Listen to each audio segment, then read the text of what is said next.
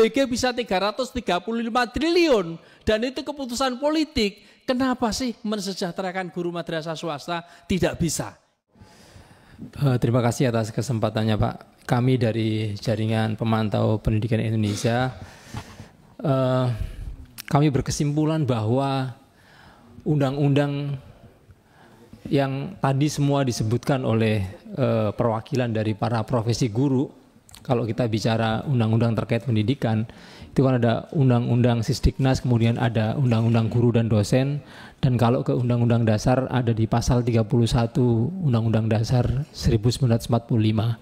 Kami berkesimpulan bahwa mulai dari Undang-Undang Dasar pasal 31, kemudian Undang-Undang Sisdiknas, kemudian Undang-Undang guru dan dosen, tidak ada satu pasal pun yang mendiskriminasi antara guru sekolah dengan guru madrasah, guru negeri dengan guru swasta. Semua sama. Tapi yang menjadi masalah adalah praktek di lapangan. Karena itu bagian dari peran Balek tadi, bagaimana memantau, mengevaluasi bagaimana pelaksanaan undang-undang. Contoh di tahun 2004 kami menemukan praktek diskriminasi di guru swasta dan juga siswa swasta. Dalam Undang-Undang Sisdiknas pasal 34 ayat 2 dikatakan bahwa sekolah itu tanpa dipungut biaya. Kami komplain ke Kemendikdasmen, saat itu Kemendikbud. Kenapa anak-anak kalau sekolah di sekolah swasta kok bayar, sementara di negeri kok nggak bayar? Kemendikbud mengatakan bahwa pasal 34 dalam Undang-Undang Sisdiknas itu sekolah tanpa dipungut biaya itu berlaku di sekolah negeri. Terus kami protes, Undang-Undang Sisdiknas pasal 34 nggak ada nomenklatur negeri dan swasta, tapi semua anak Indonesia. Akhirnya kemudian Mahkamah Konstitusi memutuskan tanggal 27 Mei 2025 mengatakan bahwa sekolah tanpa dipungut biaya itu berlaku di negeri dan swasta. Gitu. Pertanyaannya, kalau di swasta sekolah nggak bayar, siapa yang membiayai? Hakim Mahkamah Konstitusi menegaskan bahwa pasal 31 ayat 4 pembiayaannya itu ditanggung oleh negara. Bahkan ayatnya jelas sekurang-kurangnya 20% dari APBD dan 20% dari APBN. Nah, supaya anak-anak di sekolah swasta ini bisa sekolah tanpa dipungut biaya, yang bayar gaji gurunya siapa? Kalau sekolah swastanya rusak, siapa yang memperbaiki? Gitu. Maka kemudian kami meyakinkan hakim di Mahkamah Konstitusi bikin perhitungan. Kalau misalnya semua guru swasta dibiayai oleh negara, sehingga anak-anak sekolah di sekolah swasta itu bisa menjalankan amanat pasal 34 ayat 2 sekolah tanpa dipungut biaya, hitung-hitungan kami yang kami sajikan di Mahkamah Konstitusi adalah negara tidak lebih menyiapkan kurang dari 100 triliun dari anggaran yang sekarang sudah ada. Gitu. Jadi semua perhitungan dihadirkan di sidang waktu itu, perhitungan dari kami, perhitungan dari Bappenas dan Kemendikbud, dan ternyata hakim lebih bisa menerima hitung-hitungan kami bahwa sebenarnya secara kemampuan fiskal negara kita sangat mampu sekali gitu. Karena itu kesimpulan kami yang kedua, karena memang tidak ada diskriminasi di level peraturan perundang-undangan kita, maka diskriminasi itu muncul dalam pelaksanaan undang-undang itu sendiri.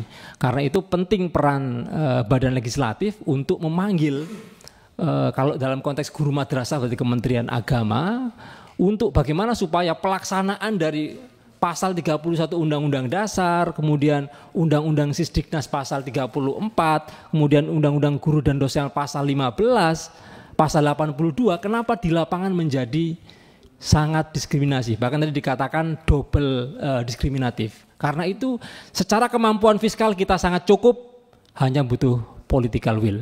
Assalamualaikum warahmatullahi wabarakatuh. Waalaikumsalam warahmatullahi wabarakatuh. Terima kasih atas masukan Bapak Ibu sekalian. Nanti saya minta masukannya langsung tertulis dikasihkan ke kami. Berikutnya kesempatan kami berikan kepada anggota Badan Legislasi untuk memberi tanggapan. 1 menit Mas. Bisa nggak bahasa Arab aja?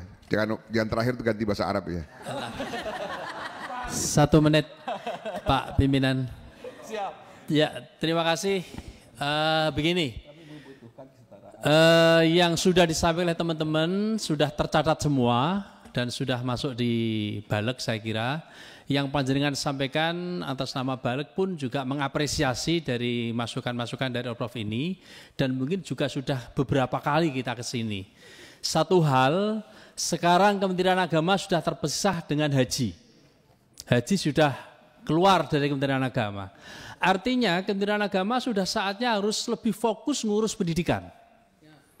Ya, pertanyaannya kemudian, maaf Bu Sally, jenengan di Komisi 8, harus disampaikan di dalam Komisi 8 bahwa di dalam Komisi 10 dan Komisi 8 mestinya ada kesepahaman dalam konteks penganggaran untuk kepentingan pendidikan.